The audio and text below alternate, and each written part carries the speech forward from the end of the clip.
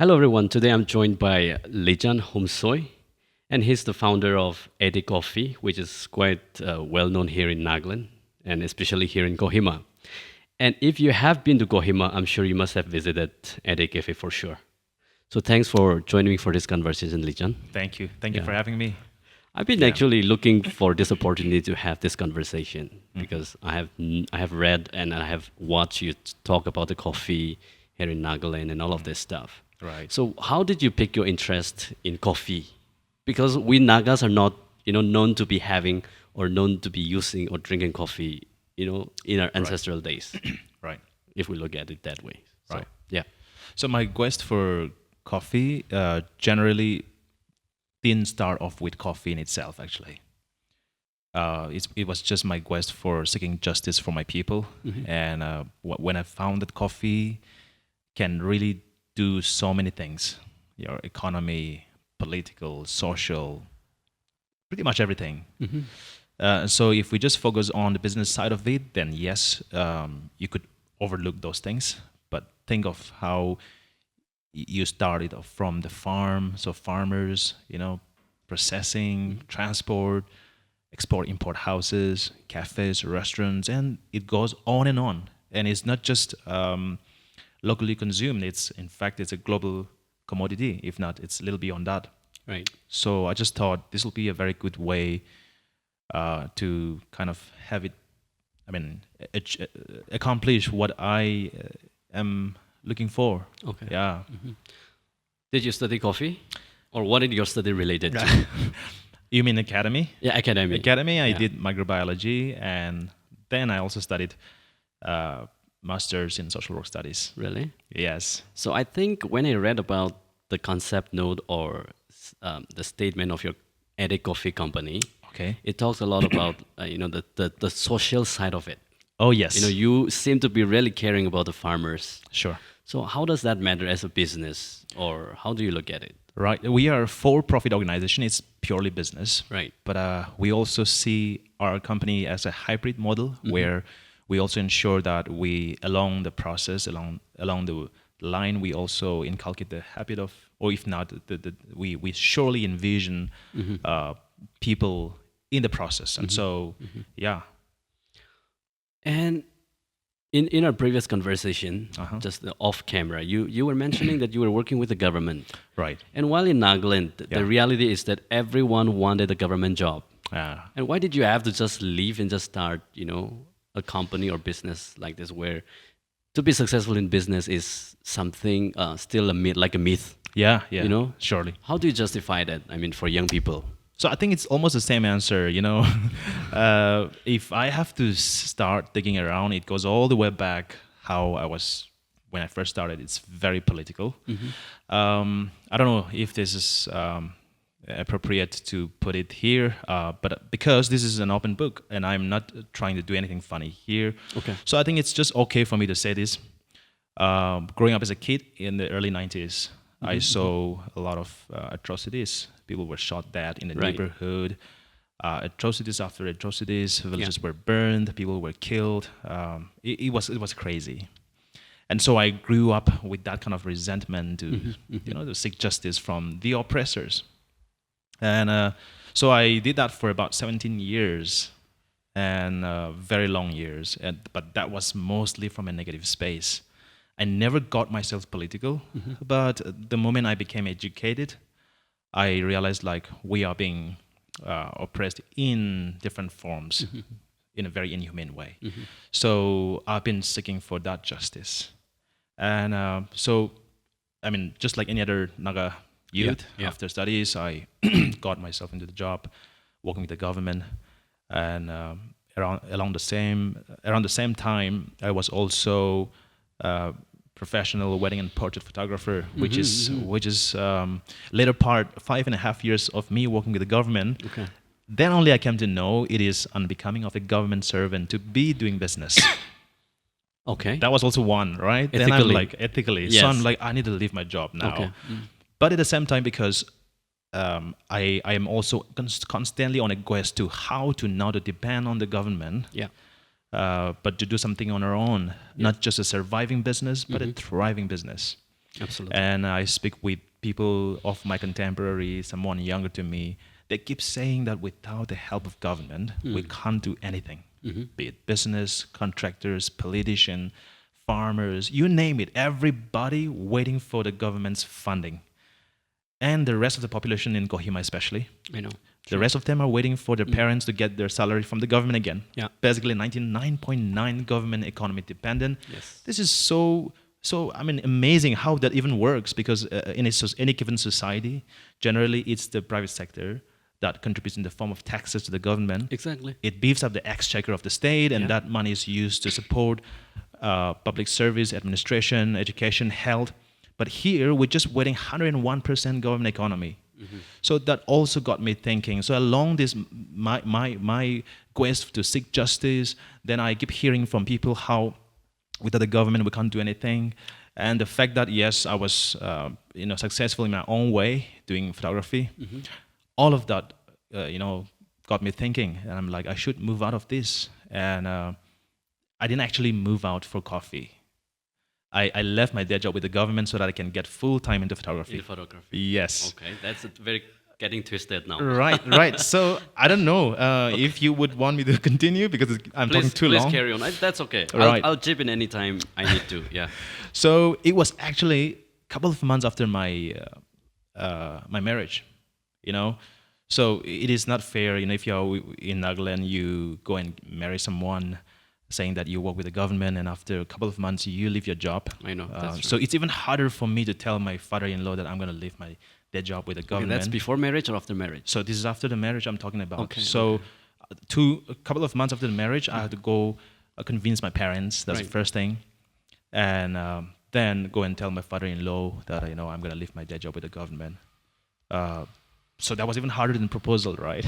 I can But understand. I'm always grateful to my father-in-law, the entire family, my wife's family, including my wife for sure, for always being supportive of what I do. Amazing. So they were like, okay, sure, please go ahead. We just believe in what you do. So Wow. I left my day job with the government, and I got full time into photography. Okay. And I actually, after the wedding, I put a lot of money into my photography gears. And few months after that, coffee happened. And I was like in the background, I was doing a little bit of coffee. Okay. In a sense, like a couple of just kilos I got raw beans, and Yeah. I was just roasting on a spice roaster. Okay. Michinga kuti, the black pepper. Yes. Was just roasting it. It's not black pepper, it's xanthoxylum, I think, yeah. So I started roasting from there. Okay. And friends, people would notice. So when we have people coming from Europe, America, generally they can't take the instant coffee. They want a real coffee. So people bring friends to they come over, and we used to roast together. So I was doing that already. Okay. So I think it's a always fun to mention my friend's name, Apem, Yes. who one day came and said, "You know so much about coffee." Okay. I already did my research. I learned from my failure pursuing When was that around? Which year was that? 2016. 2016. Oh, Yeah. not long back. Not anyway. long back, Yeah, 6.5 years back. Okay. So, in early 2000s, I was pursuing to be a songwriter for 13 years. And up until upon a time when I went for a training, where I went several rounds of qualifying rounds, and they put me in the grade A because I was so good with my fingering and stuff. And when I got into my class, I failed miserably because I don't know pentatonic, I don't know chromatic progression, I don't know staff notation. And so I failed miserably. I was pretending to be a star up there, rock star, Okay. but I don't know the basics of music. Ever since then, whatever I do, I just get down to the details of it. So I did that for my coffee as a hobby. Okay. So my friend was like, "You already know so much. Why don't you turn this into business?" And actually, he have no idea what he's saying. Okay. I mean, roastery, Yeah. we haven't heard of, right?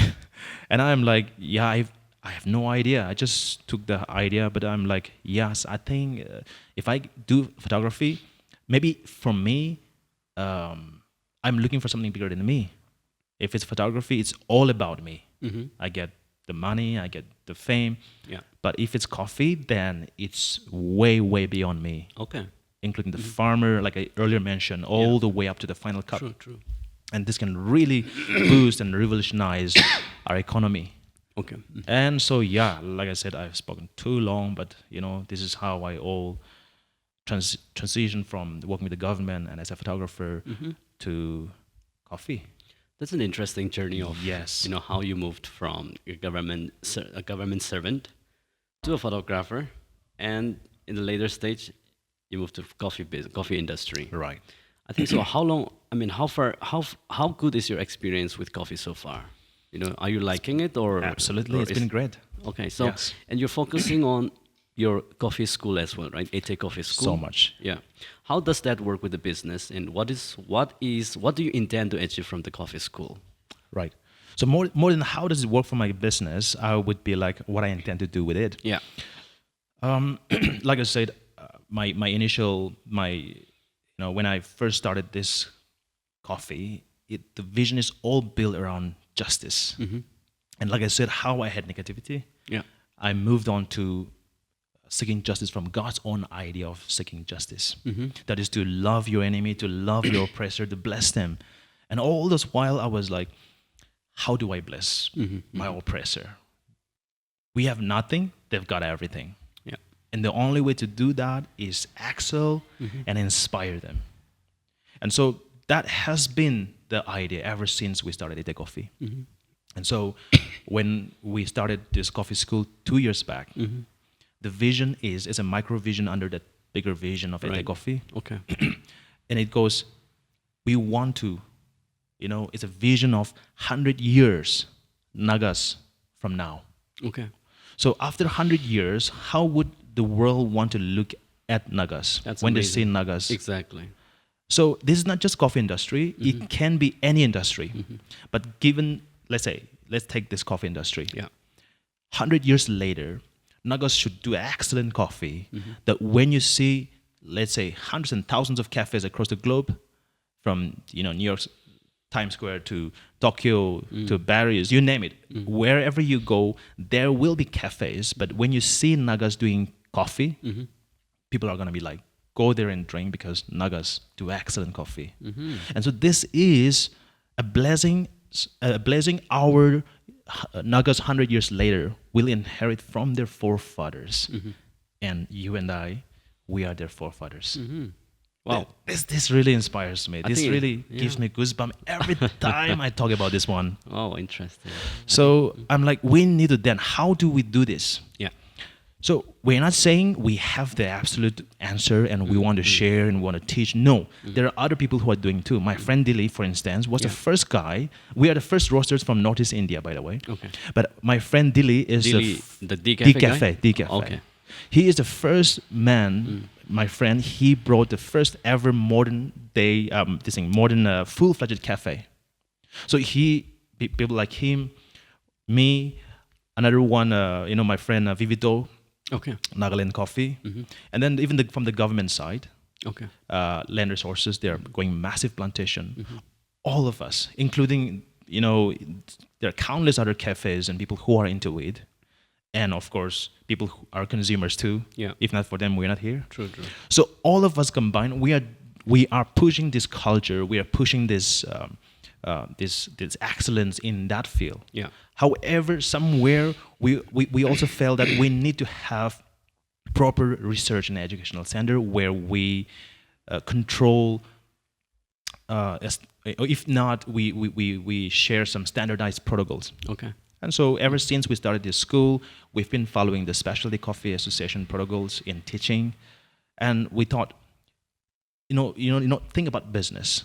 It's counterintuitive to actually share what you know to your competitor Of course. in the same industry. I think that's counterproductive as a business person, right? Exactly. Yeah.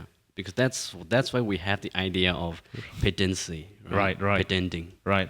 And then it's your IP, intellectual property. Right. And You why? don't- Yeah. So the whole idea is we share so that every single cafe do well. Every single coffee professionals do well. Okay. When a tourist walk into our state, into our cities, they'll be like, where is Ete Coffee? Or where is the cafe? Or where is that cafe? Go to any cafe run by Nagas serving Naga coffee. Okay. They will do excellent coffee. The vision and the passion itself is already amazing. It has a long-term vision. However, I just want to know, Right. I just want to know how different is Naga coffee from the rest of the coffee in the world? Okay, And how and what is the potential we have to compete, the coffees around the world? Right. That's a very, you're asking me a question. I can go forever with this one, but I'll try to keep it very short. Please. Um, you know, if I have to look at it scientifically, Okay. we have this coffee belt, and the coffee belt comes right below the Tropic of Cancer in the southern hemisphere. Mm-hmm. Interestingly, Nagaland stand Falls under that. above the Oh, Tropic really? of Cancer outside the coffee belt. So Okay. no wonder we are not traditionally coffee growing region. Yeah. And scientists have always thought, yes, you can't. And Yeah. they are still right because of the fact that we might not be as profuse as them who fall under that belt. Okay. But still you can grow for sure. Okay. Now, what is interesting is we have 3 different waves of coffee that has happened ever since this coffee was discovered in Ethiopia back in 800 AD. I So see. from anywhere 800 AD to all the way up to 18th century, that's the first wave, and then 19th century all the way up to mid 90s and early 2000s. This is the second wave of coffee, and the third wave coffee starts from mid 90s to today, Okay. which is actually very scientific, sustainable, a lot of human touch, Right. and traceability, accountability, all of that defines this third wave coffee. Okay. Okay. And people are now moving to from bigger, larger scale to what we call micro lot. Small farmers, small farms, small lot roasters, Okay. small. And so this is the golden era for region like Nagaland to be in. So now, to begin answering with your question, Yeah. it's not sometimes so much of who is the best, which one is the best, Okay. but which one has that unique flavor that can surprise you. Mm-hmm. So people are looking for that too. Mm-hmm. So for sure, because we are situated right above the Tropic of Cancer, we will surely have unique characters that the rest possibly don't have. And so that really intrigues us. Okay. So it's a matter of, when we talk about quality, it's a matter of natural inherent character, the what we call terroir, the vegetation, the climatic condition, but also our human effort in terms of how Right. we harvest, process, and all of that. Right. So long as we ensure that, Okay. we will surely stand out from the rest. So yeah, that's a way to put across. I just hope you got what I'm trying to say. I got the crux of it. Uh-huh. And all the best to your coffee mission. It's a Thank you. mission. It's a mission. It's a big mission, Indeed. But I think many of us haven't understood what you're trying to say. We don't actually, picturize Right. as deep as you are doing it. Right. So I think, but the younger generations are getting to understand it. Coffee Sure. at a very slow pace, I would say. So how far do you think like this coffee industry can really change the way we do business? Does it have a business potential as well? Otherwise, just for the sake of coffee itself, wouldn't survive. Right. When you look at sustainability of a coffee business, it has to be a sustainable model of business. Sure. Where we are not crushed by our competitors. Right. Yeah. So what's the potential if anyone, coming back from the cities, any young Nagas coming back from the city want to pursue in this? So one word, yes. Okay. Right? It has high potential. Okay. And interestingly, you asked me, we started this podcast with you asking me about a school. Yep. Why school? And then we have a coffee laboratory service as well. And then with this, we are also working with the farmer right from the farm. We do a lot of quality check. We do sampling protocols. We do all of that. Why do we as business invest a lot of our resources in this? It's because we know the potential. It's really big, but it's here, whether we make it or break it. So if we rush towards the end user side, Yeah. just cafes, and not really look into the farms, how we process, how we grow, how we roast, the quality check. If we don't take care of that, True. we will end up with just ordinary coffee, meaning commercial grade coffee. True. And so, yes, we can also project that it might not work. But so long as we take care of all this research side of it, it has high potential. Oh. Coffee is the second highest traded commodity in the world. And ours is a small geographical area. Mm-hmm. So even if we grow everywhere coffee, it'll be sold. If not among us, then we can sell it to anyone out there. Great. Yeah.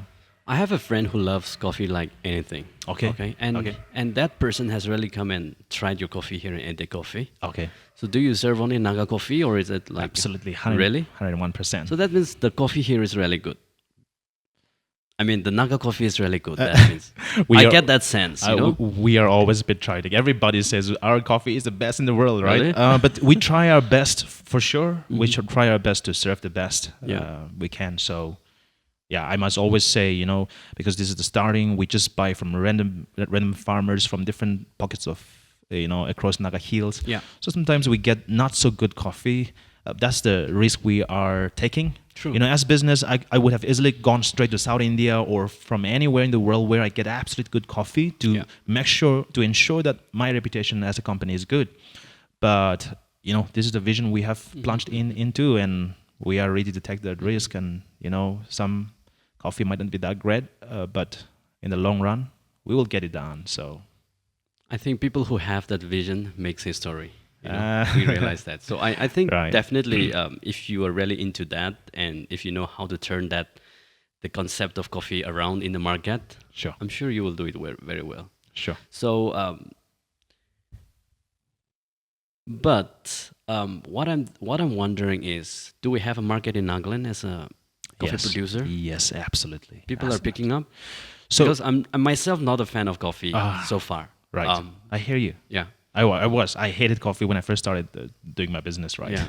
I don't know because the phobia came from the instant coffee, right? Instant coffee, it's like a highly concentrated extract. It has got these days they are doing some good instant coffee too, but the majority in the past, especially, where I'm not saying it's bad, but that can really keep you awake. You can even develop acidity and stuff like that.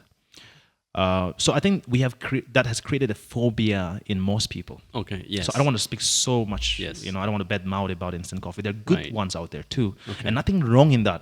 They were developed for fast work culture societies, for military, for mountaineers, for astronauts. It's absolutely it serves its own purpose. But when you have the time, the luxury of doing it yourself, then that's when you come back to real coffee. So unfortunately for our people in this region, we never got to have the experience of doing the real coffee, and that has developed phobia. Wow. Right? Yeah. Yeah, but the question is, yes, there is market. When we first started, we thought we wouldn't be able to sell to our people. Obviously, you wake up in the morning and you ask like, "Do you had your tea?" We never say had your cup of coffee. Right. No. Absolutely. So we started selling pan India, but then we realized like there are a lot of drinkers here.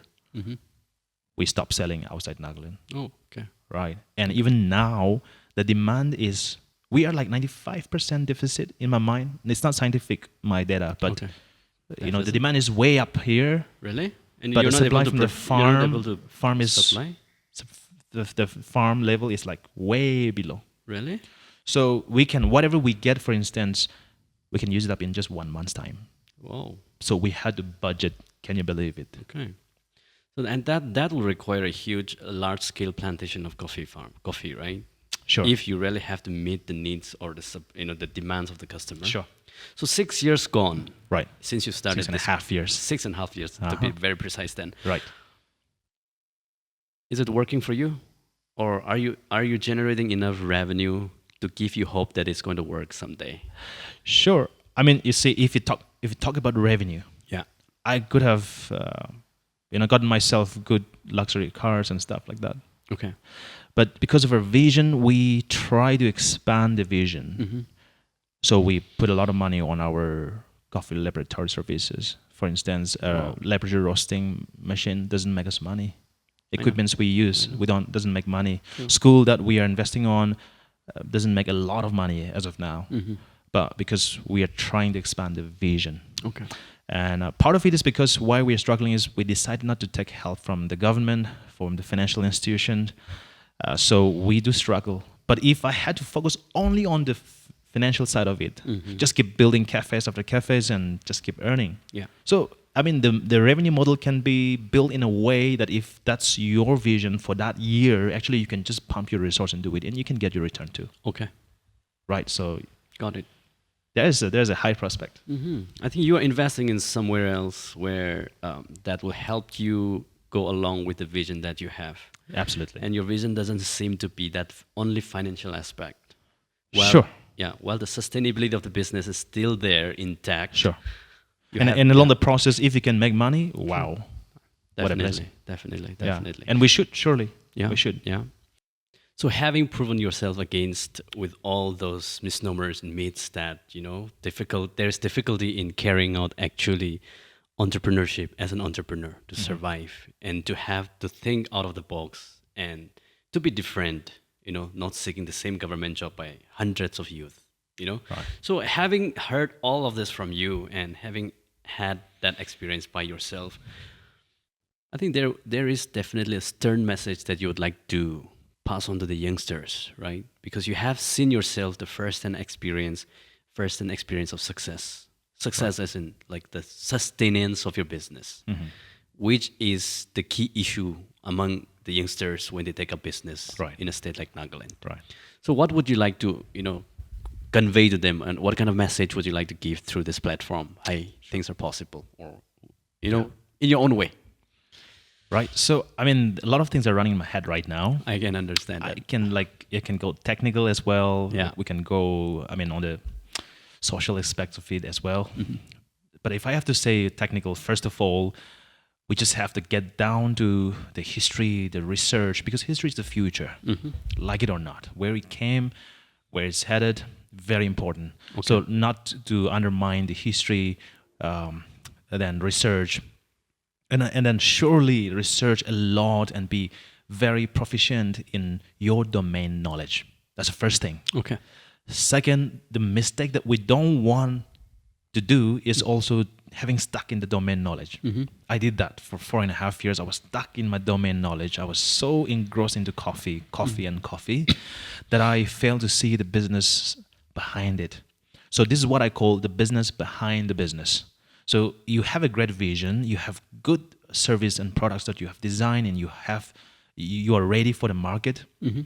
You will need tools, you will need strategies, you will need mechanisms to push those in the market, to monetize it for revenue generation. Yeah. So that was something I really failed to. So as a business owner, as a startup, you have no choice but to know a little bit of the bookkeeping. If you need to know operations, you need to know what is marketing and what is sales. So it is really, really good to have a little bit of financial literacy. Yeah. That is for sure. It's gonna come very, very handy. And on the social side of it, a lot of people keep on saying that I have great ideas. I have plans, but I don't have money. I don't have support from the government. I don't have support from my parents. I would always say this is a very all-time favorite of mine, my quote that says, if you don't know how to make money without money, you will never be able to make money even if you have a lot of money, right? So that again goes to saying, for people who keep on saying that there are too many taxations that's going on, and therefore I don't want to and I can't. I'm like, 99 or that's too much, maybe 97% of people who say that, younger generation guys who say that, are the ones who have never ever tried business. So my friends out there, I just want to tell you, we have done 6.5 years of the business. There's nothing that can stop us. Imagine direct taxes out there. Everything you do, you breathe, you move, the space we use, everything is taxed. Here, I mean, it's much more easier to handle, even in terms of taxations too. Exactly. Right. So if that's the case, then if you cannot survive that, right? Yeah. And then if some friends from mainland India come and work here and they're ready to pay taxes to at any level and still thrive, not survive, then what about us? Where is your excuse, right? That's so if at all, but actually it's not. It's not how you think it is. Back in 60s, 70s, and 80s, unthinkable happened, unfortunately. Yeah. But things have gotten much better. So I think the younger generation should not assume and presume that things isn't gonna work the way we want. Yeah.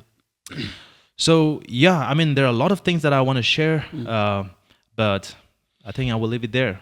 Not having an opportunity, the last thing maybe. Sure, go ahead. Not having an opportunity. This is something everybody says. We don't have platform. We don't have corporate industry. We don't have this. We don't have that. Yeah. But not having an opportunity is the opportunity. Because think about Ete Coffee. Right. If there had been some corporate giants who already had this business in the coffee industry, for someone like me who started off with 6,400 rupees, roasting coffee on a stovetop on my Mijingakudi roaster. Wow. 8 months I did that. Would have never imagined surface to this level if there had been already people doing it. So their struggles are real, yes. When you are a pioneer, when you're doing it, you have no idea, where to get your machine, whom to approach for technicalities.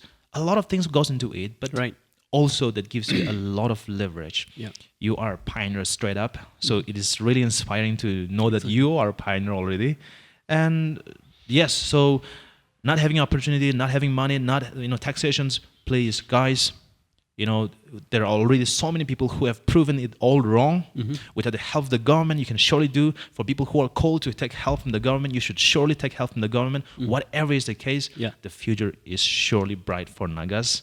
So let's do it together, all of us. That's altogether a different perspective. Yes, from what I hear from the market. Okay. And from what I hear from the hearsays around, the towns and cities. Yeah. In Nagaland. Yeah. You carry a totally different, fresh and new perspective. So thanks for sharing that. And I'm personally inspired by what you're doing and how you're doing. Sure. I should carry the same passion in doing all these conversations and organizing all this, podcast. Yes, absolutely. So thanks for your time and thanks for your thoughts. Right. Thank you, Ningshinare. I can't help. right. So we'll do this again. Okay, Lichan. sure. Thanks so much Let's for do your that. time. Ciao.